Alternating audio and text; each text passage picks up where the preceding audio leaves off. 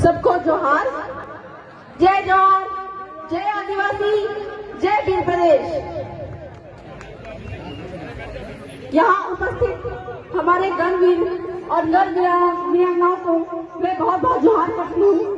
साथ ही यहाँ पे उपस्थित गांव के गमेती पंच पटेल और मेट कोटवाल को भी बहुत बहुत जोहार करना चाहूंगी।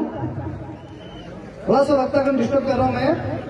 भाई जो खड़े हो आप इधर आ जाओ, और जो आप लोग ऐसे आस पास बैठे हो थोड़ा आगे खिसको। ऐसे एक स्लोगन बहुत जोर शोर से चल रहा है कि बेनेश्वर की 80% जमीन जो है वो आदिवासियों के नाम पे होनी चाहिए।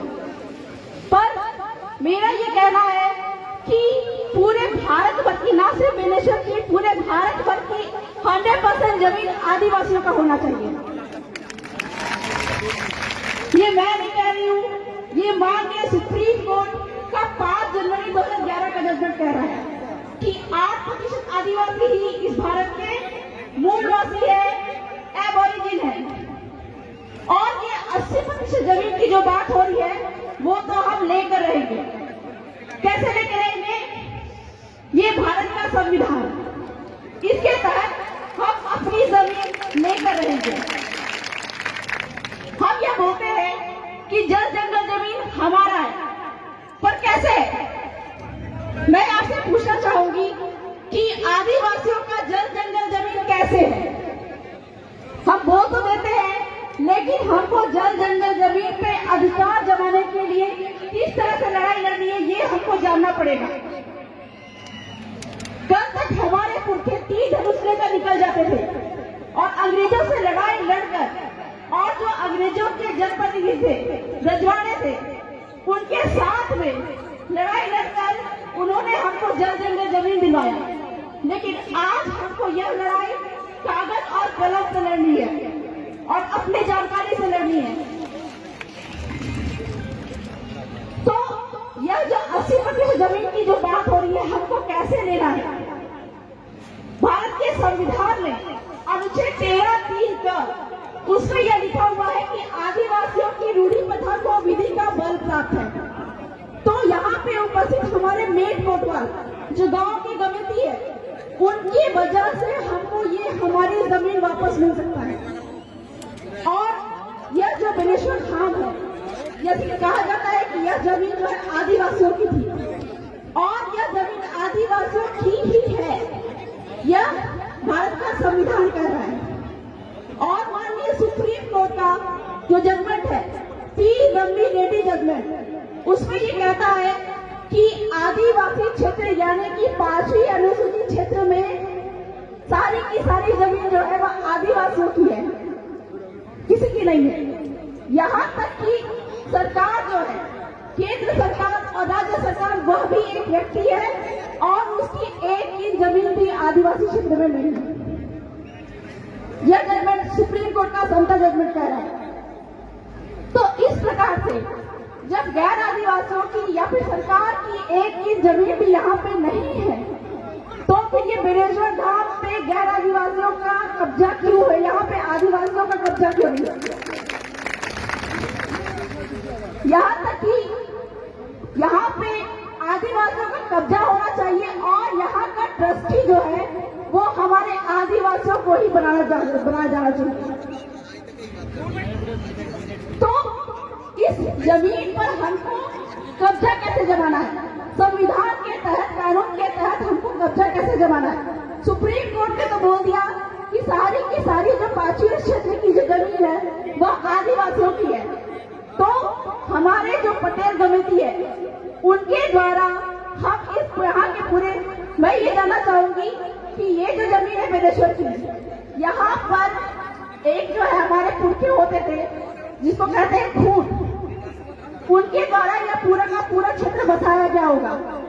जानकारी लिया तो मालूम चला कि यहाँ पे कटारा गोत्र के लोग यहाँ पे सर्वप्रथम आए थे। और ये जो गांव है नवा गांव, यह गांव जो है कटारा गोत्र के द्वारा बसाया गया था। इस प्रकार से जब हमारे बाप दादा यहाँ पे आए थे, कटारा गोत्र के आए थे, इस प्रकार से नदी, पहाड़, जंगल आदि का सीमाना तय करके ये गांव को तय किया था। और आपको यह जमीन कहाँ से मिलती है? यह जो जमीन हमको मिलती है वह बाप के बाप के बाप के बाप से मिलती है। आज भी वंशावली में हमारे बाप के बाप का नाम लिखा हुआ होता है। जब इस जमीन पर, जमीन के दस्तावेज पर हमारे बाप के बाप का नाम बसा हुआ है, लिखा हुआ है, तो यहाँ की खाली पड़ी जमीन जो है वह किसी और की कैसे हो सकती है, सरकार की कैसे हो सकती है? जब पूरा का पूरा गांव हमारे बाप दादा ने बसाया है तो इस जमीन पे भी आदिवासियों का ही कब्जा होना चाहिए। और कलेक्टर महोदय बाध्य है कि इस जमीन का पट्टा आदिवासियों के नाम पर ही करेंगे। ये मैं नहीं बोल रही हूँ, आपके राजस्थान टेनेंसी एक्ट और राजस्थान लैंड रेवेन्यू कोड जो है वह बोल रहा है कि यदि गांव किसी अपनी गांव की जमीन को, ठीक है, इस गांव का भी सीमा होगा, इस गांव की जमीन के अंदर में जो गांव मिलकर किसी को जमीन अगर देता है तो वो जमीन कलेक्टर महोदय उसका पट्टा उसको उपलब्ध कराएंगे। लेकिन हमारे जो कलेक्टर महोदय है वह संविधान कानून का उल्लंघन कर रहे हैं। तो इस प्रकार से आदिवासी समुदाय को संविधान के अनुच्छेद 13 का उपयोग करना आना पड़ेगा, क्योंकि आदिवासी आज जाग गए हैं। और इस प्रकार से संविधान का उपयोग करके हमको ना सिर्फ 80% बल्कि 100 का 100% जमीन यहाँ पे हमको चाहिए। साथ ही साथ जो सुप्रीम कोर्ट का संता जजमेंट है वह क्या कहता है कि यदि सरकार भी यहाँ पे जमीन लेती है तो वह उसकी ट्रस्टी रहेगी। और हमारी मांग ये है, क्योंकि पूरा का पूरा जमीन जो है संविधान कानून के तहत ये पूरा का पूरा जमीन जो है वह आदिवासियों की है। तो इस प्रकार से बेनेश्वर धाम का ट्रस्टी यहाँ के मूल मालिक को ही बनाया जाना चाहिए, ताकि जितना भी रेवेन्यू है, जितना भी यहाँ पे कमाई है वह हमारे आदिवासियों को मिलना चाहिए। साथ ही साथ में सुप्रीम कोर्ट का संता जजमेंट ये बात भी कहता है कि आदिवासी क्षेत्र में अगर यहाँ पे किसी कंपनी या गैरों के द्वारा जमीन का अधिग्रहण किया गया हो तो यहाँ पे जो भी व्यापार रोजगार है वह यहाँ के स्थानीय आदिवासियों को ही मिलना चाहिए। तो इस प्रकार से अगर कलेक्टर महोदय यहाँ के स्थानीय व्यापार रोजगार के लिए आदिवासियों को नियुक्त नहीं करते तो इस प्रकार से कलेक्टर महोदय भी संविधान का उल्लंघन करते हैं। और इस वजह से संविधान का उल्लंघन करने की वजह से हमको उनको वोट पे लेकर जाना पड़ेगा।